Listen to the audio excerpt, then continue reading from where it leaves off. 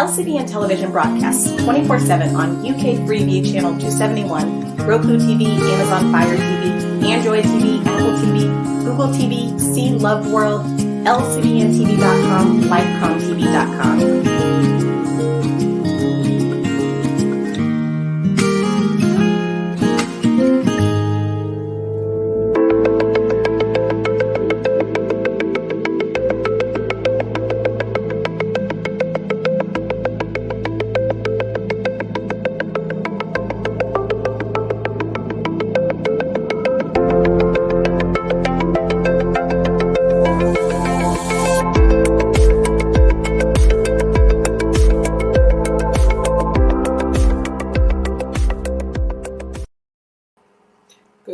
Good evening, and welcome again to another episode of Conversations with Lydia.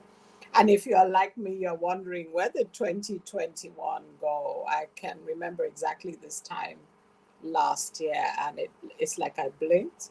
And if you're like me, I don't know about you, but I've been sort of doing a review about things I did, things I should have done, things that I'm halfway through, kind of pick trying to score myself, which can itself be quite intimidating, especially if we set quite high goals. So I guess what I'm trying to say is, wherever you are, if you've done well for yourself, if you're kind of halfway like me, or you haven't even done anything because you were sort of caught in the pandemic and it's affected work and home, and businesses have had a struggle, employers have had a struggle, families have had a struggle. It's okay. It's Christmas time. I know some people are saying they don't feel like it's Christmas, but it is here. And as Christians, it's our time to celebrate our King, to worship, to rejoice that the unspeakable gift has been given to us. And it's a remembrance of life.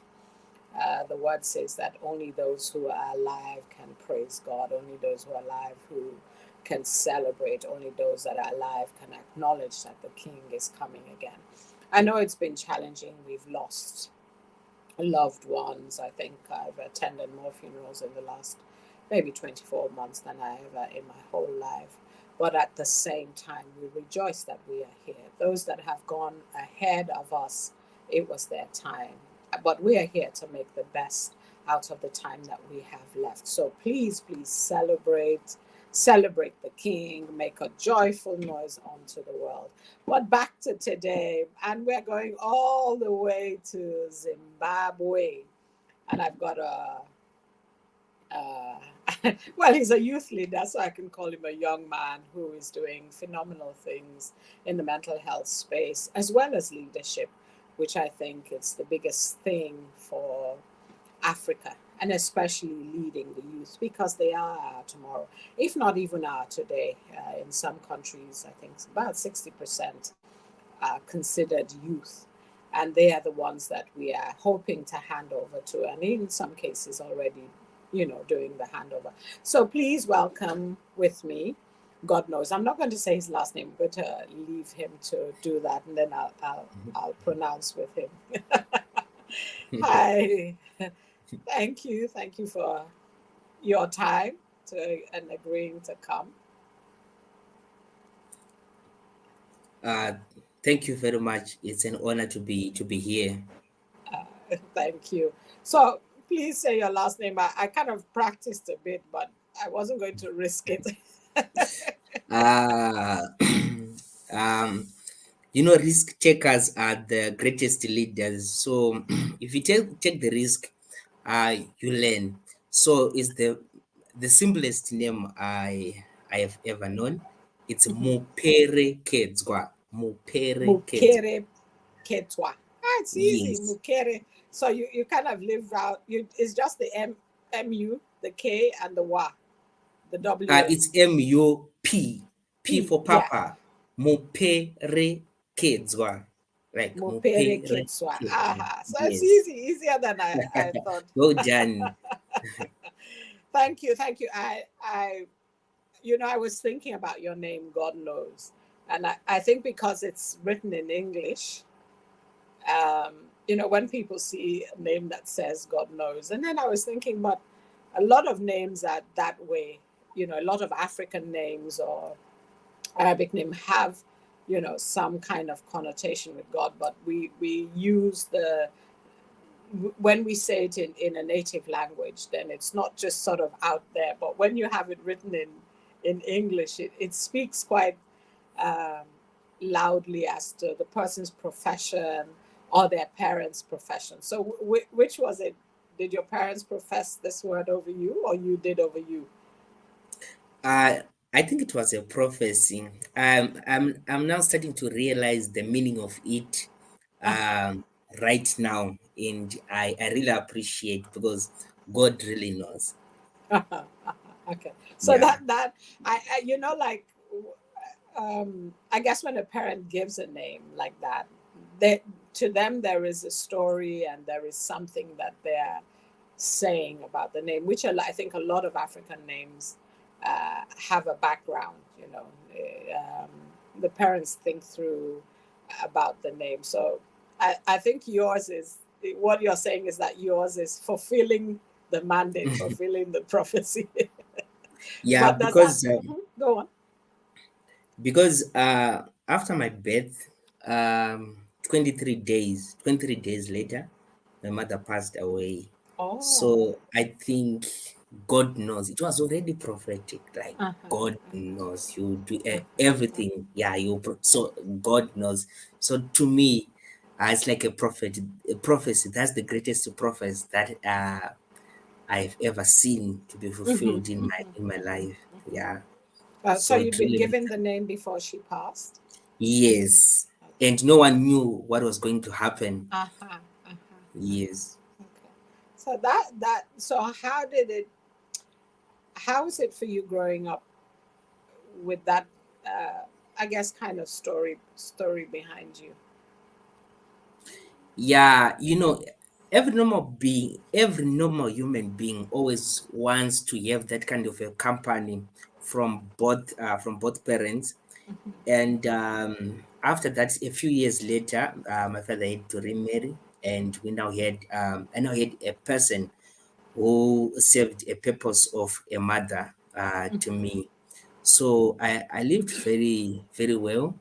Unlike the norm that many people say, if you have a stepmother, you are likely to be subjected to all these maltreatment and stuff. But it never happened to me. And one thing I learned is I have to make sure that I live my own life. I should I should make sure also that being a Christian, there are Christian values that I also need to practice. So yeah, that's what actually molded me. That actually uh, built some pillars in my life. So I make sure, and I'm driven by my background. So look here. At some point in time, I'm in Zimbabwe and I grew up in a security camp in Chikurubi, and one day the people in UK, they're going to be watching me Yes. talking about what I love most, talking about things that I'm passionate about in Zimbabwe, in Chikurubi, one of the underlooked areas in Zimbabwe. So I believe that my background is not a barrier, but I take it as a driving force so that I make sure I penetrate everywhere and anywhere. Yeah. I think even your name is like you can't run away from God because your name just like Yes. puts you out there. It's God knows in English. So my second name is Simbarashi, like God's Simbarashi, yeah. power. Yes. So God knows Simbarashi. So the second name is Simbarashi. So it's like the Lord's power. So Uh-huh. it's God knows and the Lord's power. And I've seen it and I never doubt. And I think um, the reason I'm talking a bit about your journey because it does encourage people. You know, Yes, um, yes. there are people watching, all over the world, and I think regardless of location, maybe people in Africa might feel, or if they're in the Western world, things might be easier. Yeah. But I think you're living proof that wherever you are, as long as you align to to what God has called you to do, as long as you are, somebody has spoken over you, you are working the prophecy. God can take you anywhere, and the exposure is the same. Because sometimes the struggle, I think, for Africa, a lot of times when I'm working with younger, especially younger people, they're like thinking, oh, if I can cross over to the other side, somehow I will make it. And I always say, yes, there is an advantage. I'm not taking that away. Um, Mm-hmm. but there is also a well you can dig where you are that can burst and take you to that place that you think you really need to be. Once you do the work here, somehow there would be easier to get to.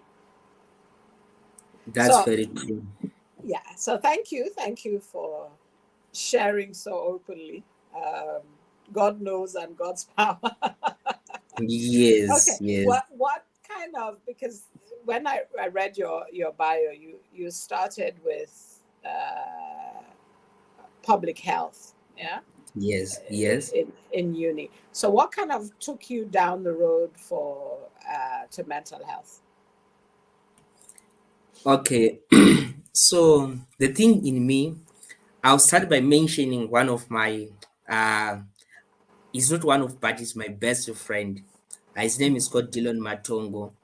So we met in college, and one of the things that we always want to try and achieve is we want it to be very unique, and we wanted Mhm. to explore routes that few people will be exploring. And of Mhm. interest now, uh, I then went into the public health field, dealing with NCDs, and right now my friend is dealing with communicable diseases, specifically HIV and AIDS programming. So when I started working in this field of NCDs now, I then realized a gap in the banner of mental health. And Mhm. as a researcher, I then went on to research and actually identified a lot of gaps within the policy itself, the community, and even at personal level. I had identified those gaps, and I just told myself that I really need to invest in mental health. And also going to the, if you look at research, health economics in terms of dalis and qualis, you can actually realize that mental health poses a lot of burden to the global burden of diseases. So I just said it's a field that I really want to invest in and also help people. A lot of resources have been channeled towards communicable diseases and other diseases too, but there are limited resources towards mental health. And the COVID-19 pandemic has actually aggravated the situation. So it actually motivated me more to actually invest in mental health. So I am driven by passion into public health, but Mhm. mental health is a very interesting field Okay. that I really want to work on. Okay. So, just for the benefit of um, people listening, because you've used non-communicable diseases and communicable. So, can you just explain the difference to us? What is one and the other?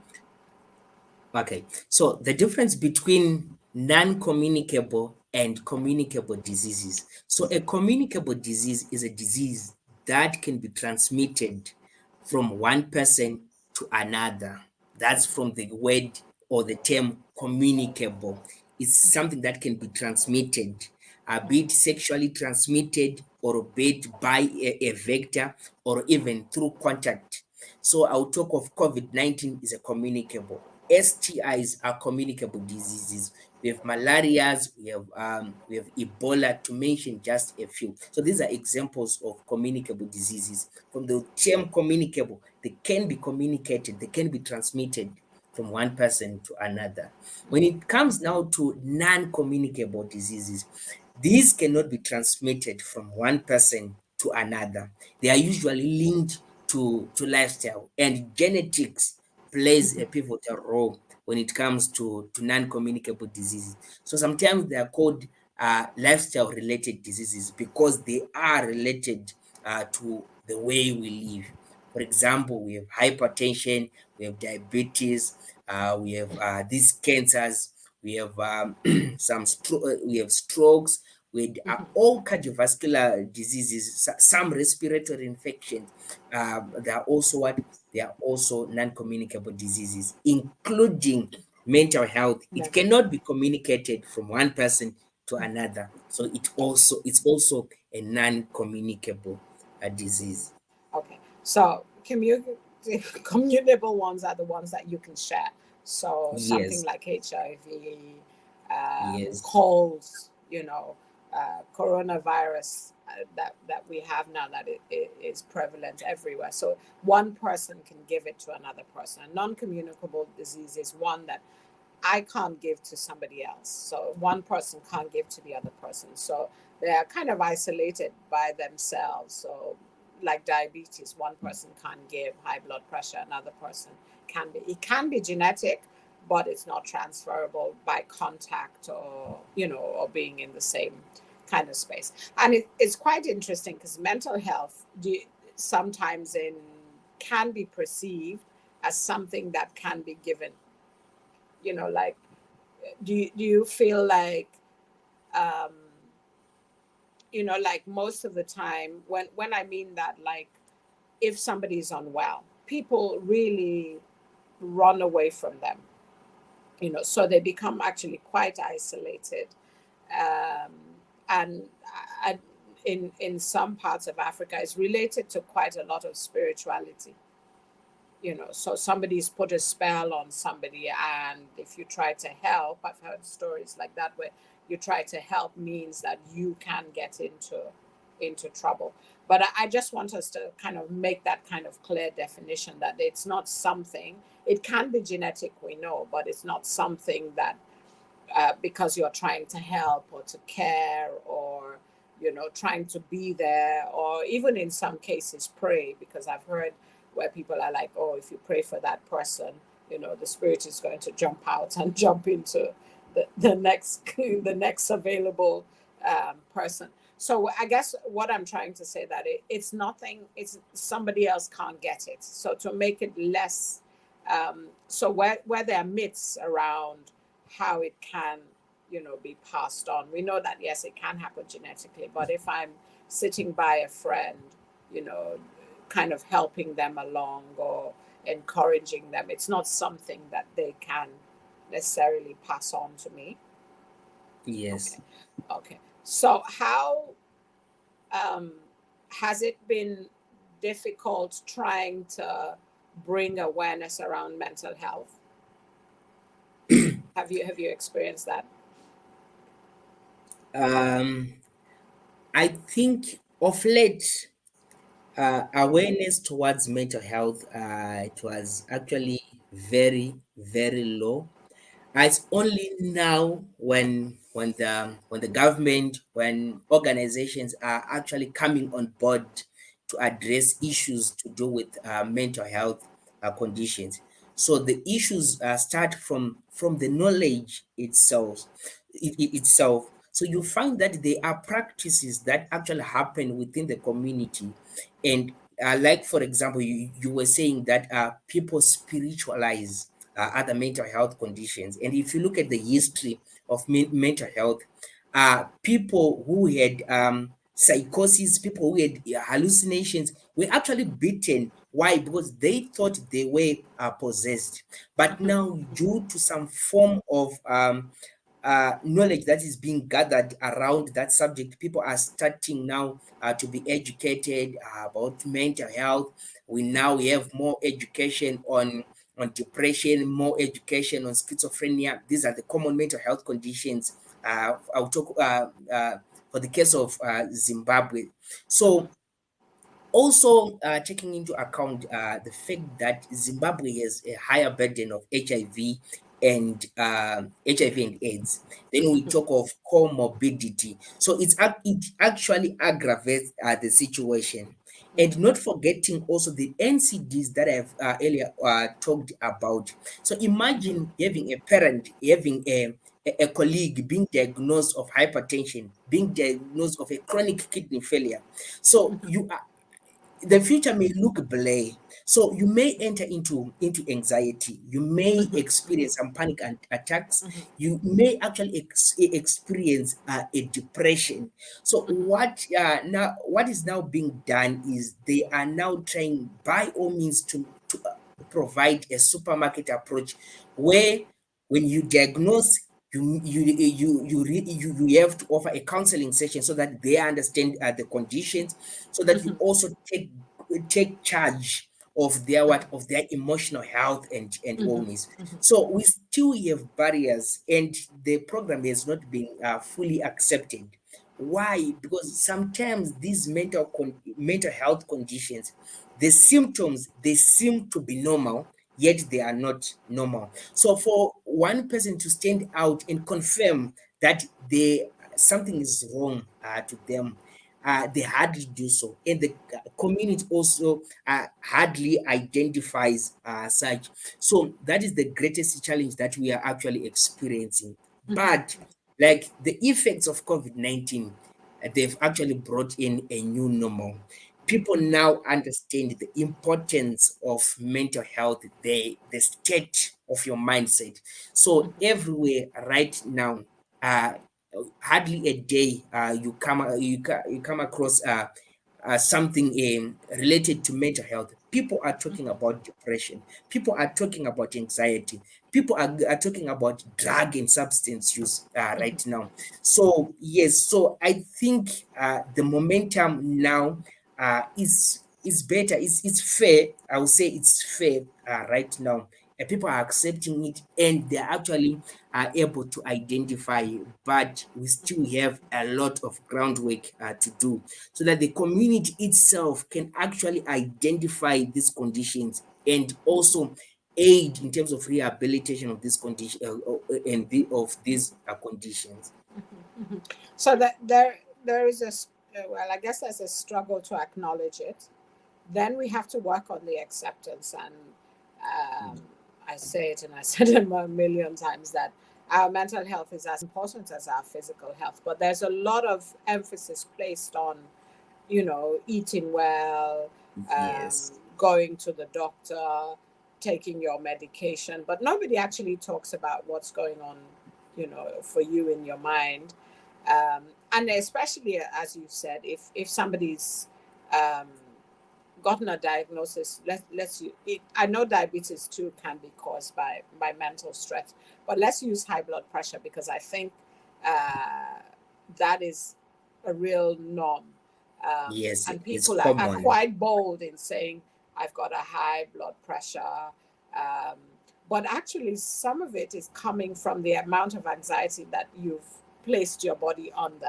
The demands, and your body is saying, I can't do this anymore because it's rocketing between being quite high and normal.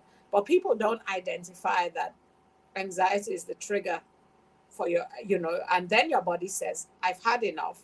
And then it, reacts, and, the person gets that. So is it about, when people are now dealing with the end result of not looking after their mental health, of not managing their anxiety levels, and now we're having to go, oh, the person has high blood pressure, and then going backwards. Yeah, so now we're having to work with, you have the high blood pressure, this is how you manage it. But before, people were so used to popping a pill, so now this kind of supermarket approach where they go to the doctor, get the diagnosis, then they go to the therapist, who then gives them some kind of tools or techniques to manage some of the symptoms. Yeah. Yes, Yeah. yes, So in the hope that it maintains the blood pressure and doesn't lead to a stroke, or in some way help to maybe even eradicate it if they can work on what their trigger points are. Yes, it actually happens, and what you're saying is very correct, because when it comes to high blood pressure, you know, versus I'll talk about anxiety, depression. So depression is a mood that is being affected. So I would say, in simpler term, depression is a low mood. So when the mood is low, there are hormones, for example, a low mood hormone, for example, a cortisol that is produced by the body, as opposed to a feel good hormone that is also produced by the body when you are happy. So that hormone now has an effect to what, to your physiology, and ultimately affecting what, your blood pressure. So when one is diagnosed of a chronic condition, for example, the high blood pressure, we then take the treatment. Maybe in retrospect, we want to identify the cause, so that if we address the cause now, we are then able to also address what the effect. So we have the cause, which is maybe a low mood, or I would say the cause is what we call a social determinant of health. For example, the socio-economic status. So that will be the cause. And what it does now, it causes an effect, maybe a low mood. You are anxious, you don't know what the future holds for you. That's the effect. Then the end result now is a raised blood pressure. So we have this cause, the effect, and the result, the high blood pressure. So for us to win this fight, we really have to identify the cause, the determinant, the cause of the cause, so that we are on the way now to fight against it. That is why they talk of health education and health promotion in mental health. Because there is this, well, I'm sure it's a concept where I always say that sometimes the people are so hungry, they're so sort of caught up in the economics, yeah, and now we're talking about looking after their mental health, when actually Mhm. all they're where they're what all they need is just food and shelter, so quite basic needs, and they're not quite sure what's going to happen tomorrow. And now here comes somebody saying, you're talking about low mood, how it can affect your body.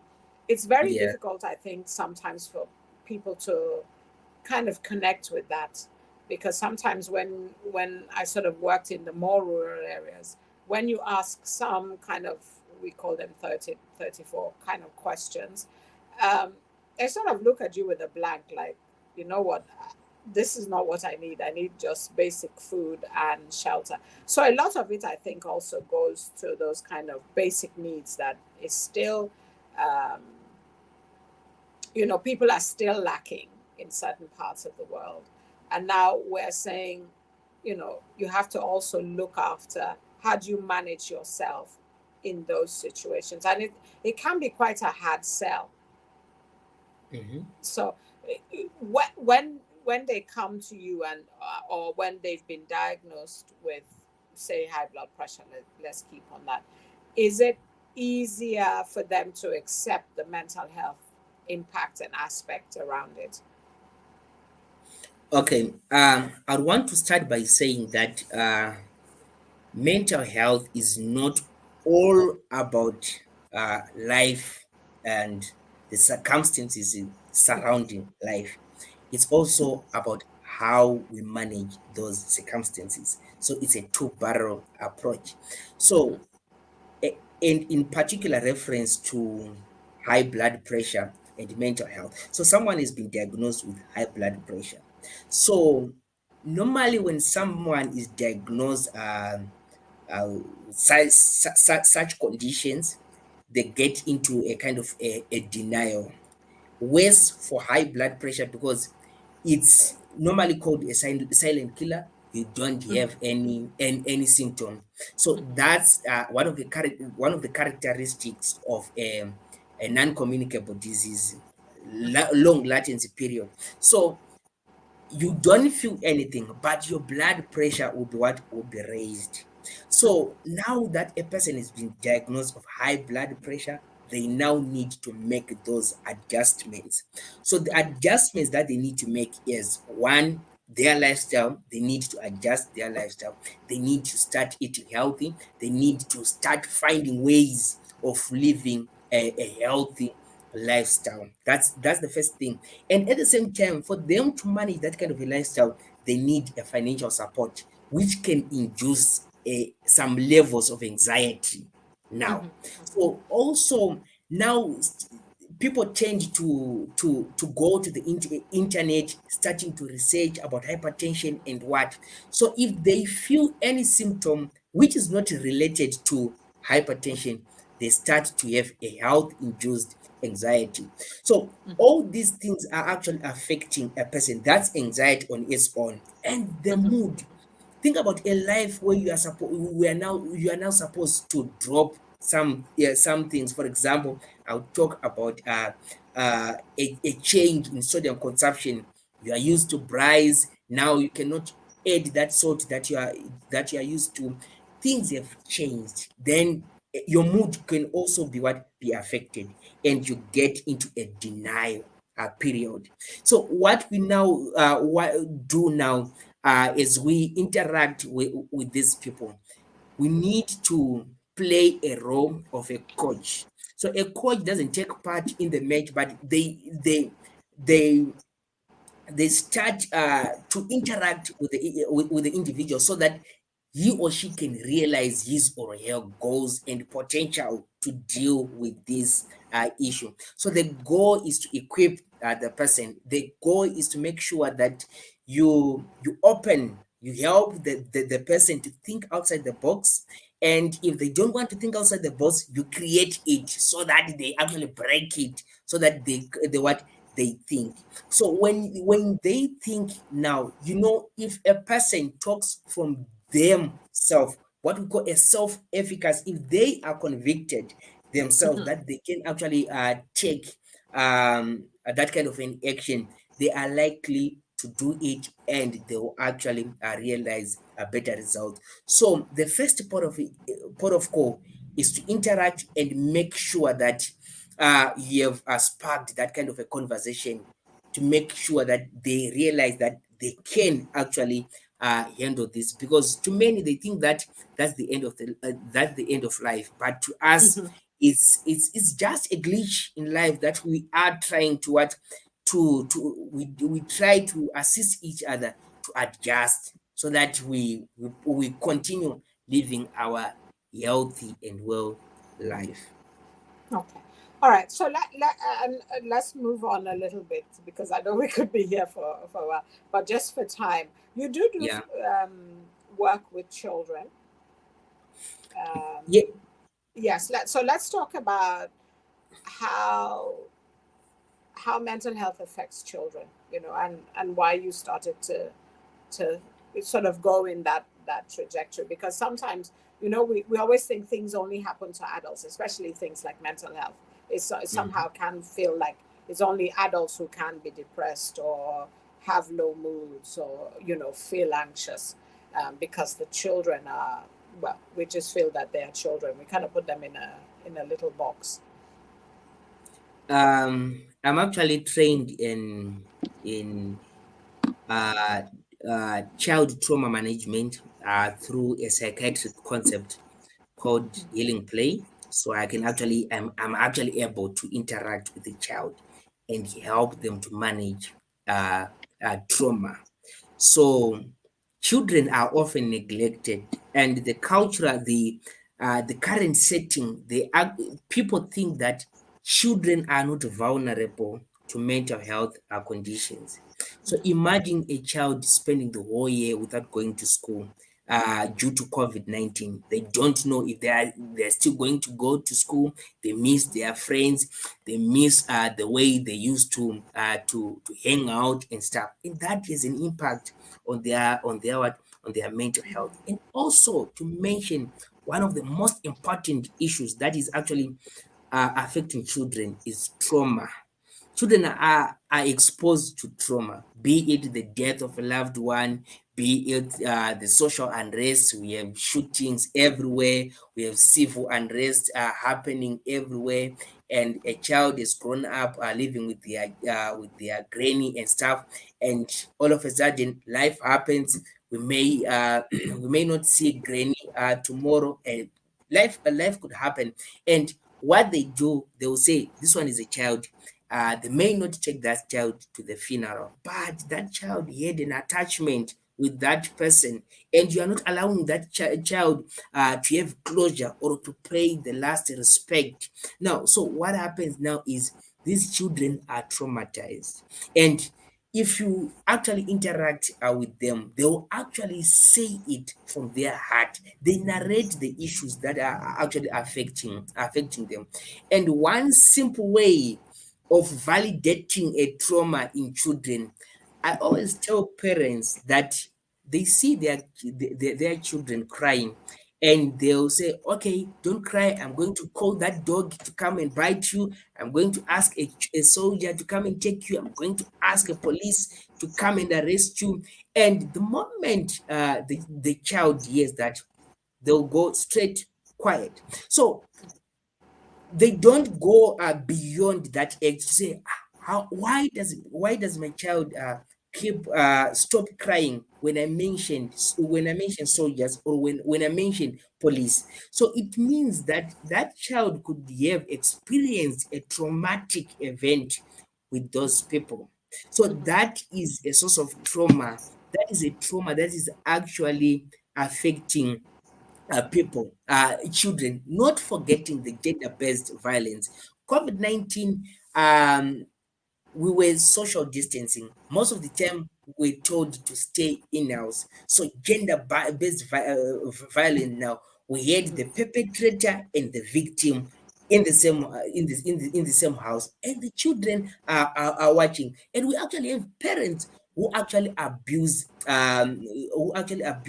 children, leading to what is called complex chronic trauma, because the person who is supposed to defend the child, who is supposed to protect the child, is now the perpetrator. So all these things are affecting children. So the same way we address mental health in adults is the same way we should also address mental health in children.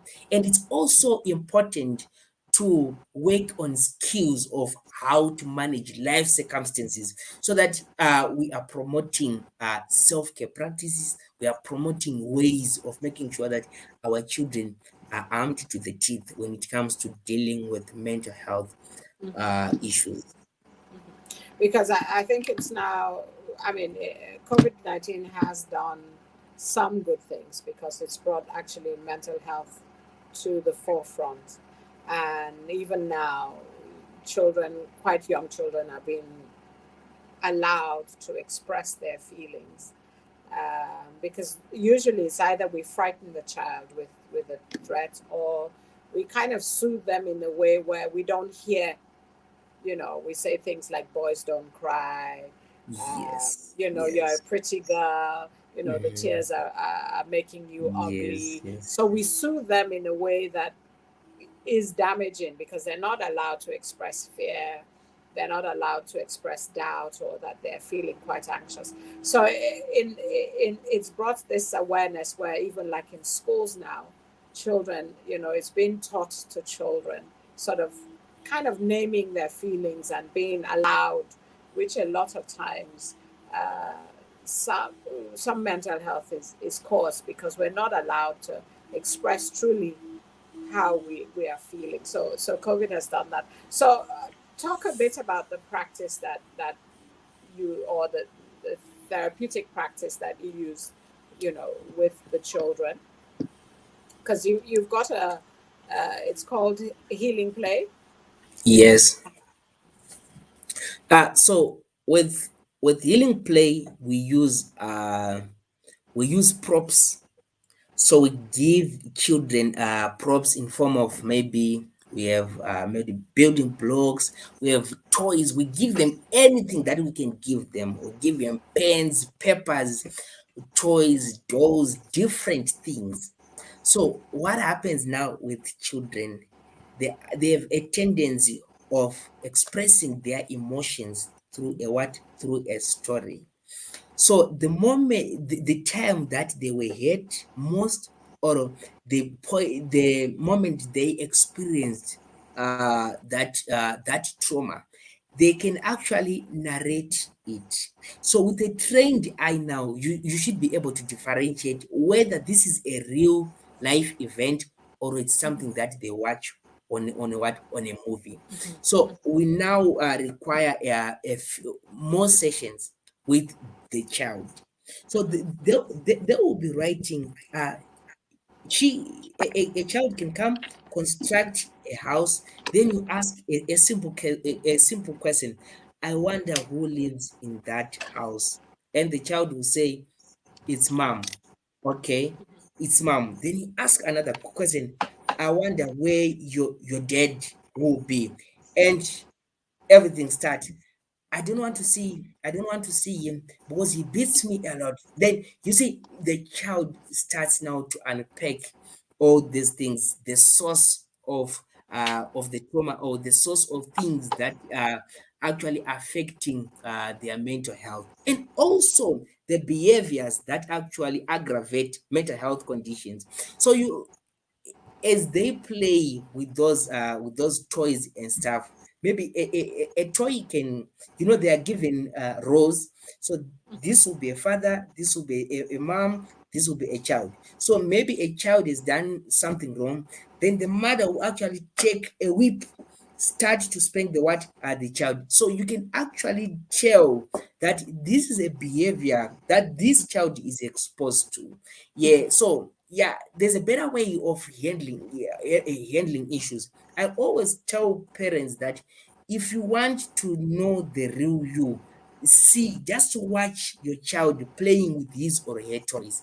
You can actually see the real you in those what, in those games, and conversation that they will be having, because they will be imitating you. And I don't know, they always imitate the wrong or the bad things that you do, and a few nice things. Yes, there are also a few, good things that parents do, but the bad things, they don't easily forget those things, and those are the things that actually affect them. So by saying the things now, they'll be actually, it's a way of them venting it out.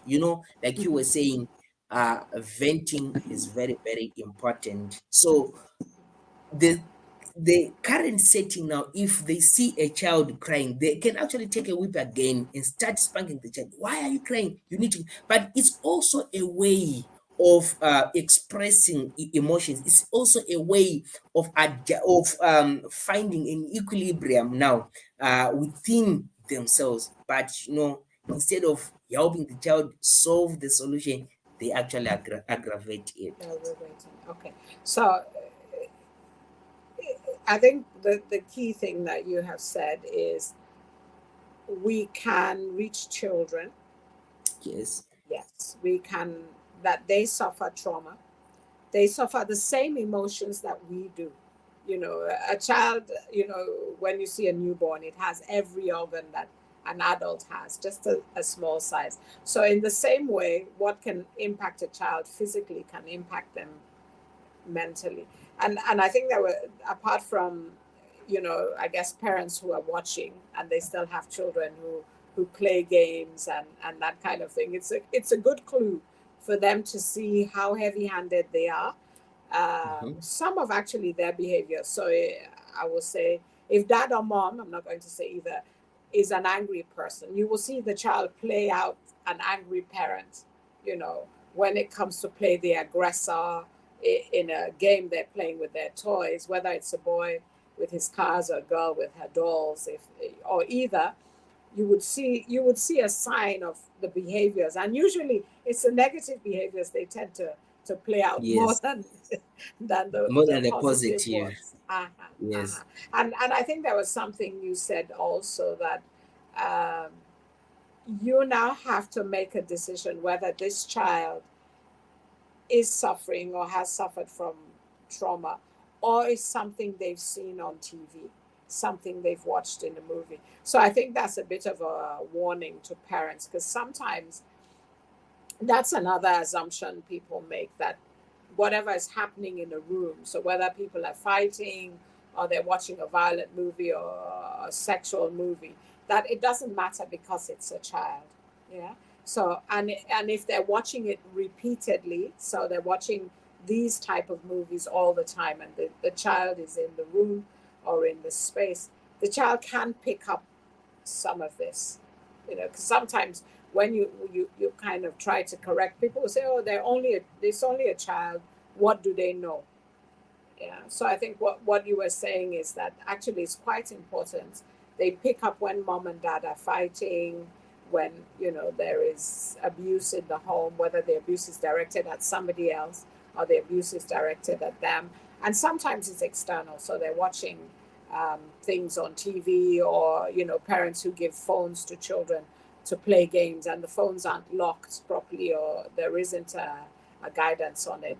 Then the child can watch something they're not supposed to, and then it can impact, or it can actually cause them trauma. Yeah. Okay, so let's Yes. move a little bit and go to leadership, because I know it's something quite big for you as well. And I did say kind of in my intro that you know um, Africa is so full of young people, and quite more young probably than old, and it's kind of, we need the younger people coming up to be well trained, to be well versed, well able to take over. So how important, well, I know it's important to you, but just share with the listeners who haven't kind of seen or read your bio. You meant the importance of The importance of leadership, um, how you chose also, that that's something else that is close to your heart that you do. okay. Um so I would want to start by saying that uh, we have leaders and we have managers. So you can be a manager, and you can be a manager and you may not be a leader. You may not be a manager, but you can be a leader. So these two things are different. So leadership is something, some people say leadership are born, and the leadership qualities are born or within. So wherever you are, there are qualities of a leader that you are supposed to actually exhibit. So it's all about influence. So in that small niche, in that small particular area, what influence are you making? What change are you making? Are you are you are you somebody who tries by all means to withhold information just to make them maybe the most loved, or I don't know, but that will be management. So a leader aims to train people. A leader aims to find people with the same with a common goal, with the same mentality that they have. It's like a DNA that is replicating. So it replicates, producing the exact strand. So as a leader, your leadership quality, it does not die. So by so doing, you are making an impact, you are influencing. And a leader also, they find ways of making sure that they maintain one of the most important thing that people usually don't think about, which is called a relationship. Some people try to win arguments at the cost of a relationship. So relationships are important. Some people are within workspaces just because they have a relationship with their colleagues. So it's one leader who has managed to foster relationship between a certain group. So when relationships are fostered, it means the efficacy of a team is what is improved, and the quality of a result also is what is also what is improved. So a leader, before you examine others, you need to also self-examine yourself. We'll go back to mental health. There's something called an emotional bank account. So there are things that you need to withdraw, and there are things that you need to deposit. So a leader has to deposit honesty. They have to deposit feedback. They have to deposit a systems thinking, instead of them just judging from one statement or one issue. They need to ask how and they need to ask, how can we solve it, how can we solve this, and what are the possible ways of improvement, rather than why did you do that and why is this not happening. That's a thinking of a manager, but leadership is very, very important. So we also have things that we need to make sure that we withdraw. Feedback is very important. We need to make sure that we give feedback. At the same time, a leader should develop eyes. They need to focus, they need to scan the environment so that they are well equipped. And also, I always tell people that being a leader, you have to have two hearts, that of a lion and that of a sheep. There are instances, for example, in this in this pandemic, there are instances that you need to be like to pass instructions like a word of command. No one is working and we need to socially distance. That's the other side of a leader. And the other heart will actually say, come, let us reason together. How can we solve this? That's the other instance. So you need to be flexible, you need to adjust as a leader. So a leadership now is the current way of doing things, is the current way of engaging things. As a leader, you know no boundaries, you find better ways, you find ways of actually engaging people. Like myself, I did leadership because I want the leadership qualities, because a leadership quality will actually push you to knock at the doors. I say, how can we do this? So we have things like right now, we have crafted very brilliant policies, but in terms of implementation, it's zero. So as a leader now, accountability is a must. That's another attribute of a what of a leader. You need to be accountable for your actions, you need to be accountable for for the results that you are supposed to what to deliver. You are given a task, an assignment, so you need to be accountable. So by so doing, you think outside the box, you find ways of making sure that the team is engaged in whatever you are doing, will not harm people, but will produce best results. That is why we are talking of leadership more than management. So leadership is key right now. So we need leaders more than managers. Managers. Managers are just maintaining the status quo, but from what you've described, leaders are taking responsibility, saying something isn't right. Let's find a better way of doing it. Or Yes, let's find a way of doing it instead of maybe passing the buck to the next person or exactly. hoping that the next person will come and fix it. If I can sit down and sort of manage what is going on, somebody else will. It's always somebody else's responsibility to solve Yes, it. yes. Okay, so we're kind of coming to the time of the end of the discussion. So what would you like to leave us with? I know you. I mean, I can recap for you, but I think leave us with something, please. Okay, thank you very much. To the viewers, I want to say that mental health is there, and mental health is actually affecting people, and be the end point of stigma, be the end point of discrimination. Don't put any label to anybody. So if somebody is suffering from depression, just look a DAS person, similar to somebody who's just suffering from hypertension. So those people are equally important. So you need to be that driver of good rehabilitation skills and services within the community. It's high time we address mental health conditions as they are. Never, ever, ever stigmatize. So if you stigmatize, you're actually aggravating the condition. And also, let's shun community practices that aggravate these situations, and let's work together as a team so that we achieve a common goal. And to the policymakers and whoever responsible, we have employers who are on this call, who are watching. I want to say, be responsible for the mental health well-being of your employees.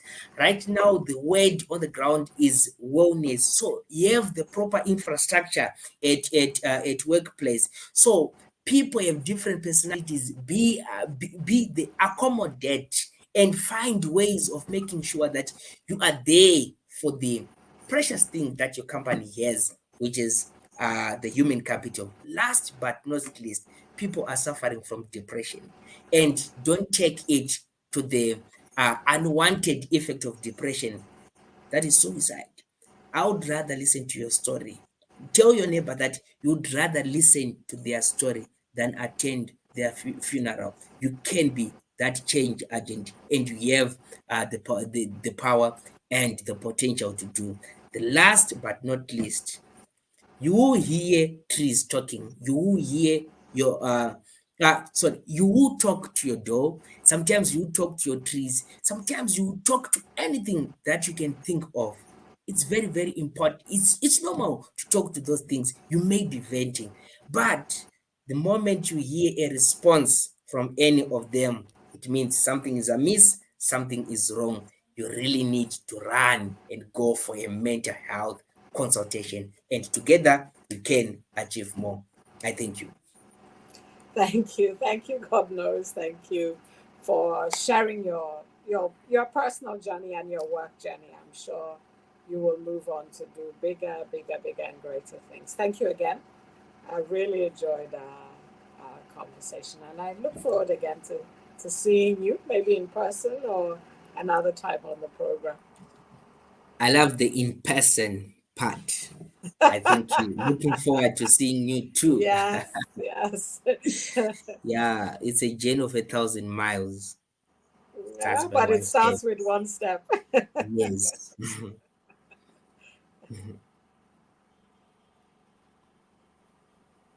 What an interesting conversation, and Africa is raising great leaders. So proud of him. But what has he left us with? Be the end of a stigma. Be the end of you be the change agent. Change this rhetoric, this conversation, this myth we have around mental health. And what is most important, listen to somebody's story. It's more important to listen to them than to hear their story than attend their funeral. And what else can I say? I wish you a very, very Merry Christmas. Have an enjoyable time. Wishing you and your family the best. Thank you for watching, for listening. My name is Lydia Khalil, and I will see you next week.